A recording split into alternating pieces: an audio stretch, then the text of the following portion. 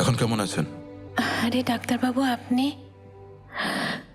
এখন একটু বেটার আছি। চিন্তা করবেন না, সব ঠিক হয়ে যাবে। একদম স্ট্রেস নেবেন না, ঠিক আছে? আপনি রেস্ট নিন, আমি আসছি। প্রথম কয়েক মাস তো রীতিমতো ভয় পেয়ে গেছিলাম, কিন্তু তারপর অনেক চেষ্টার পর আপনি সুস্থ হয়ে উঠলেন।